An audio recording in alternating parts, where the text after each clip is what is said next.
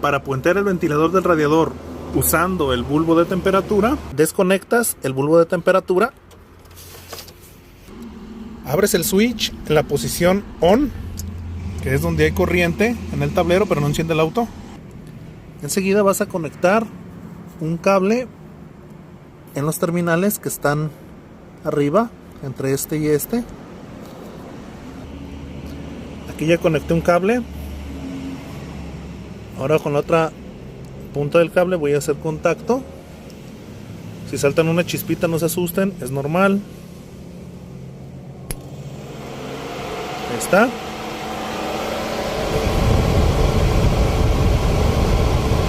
Y ahí ya está funcionando nuestro ventilador del radiador. Nada más es cuestión de poner bien este cablecito. Suscríbete a Electrónica Automotriz desde cero.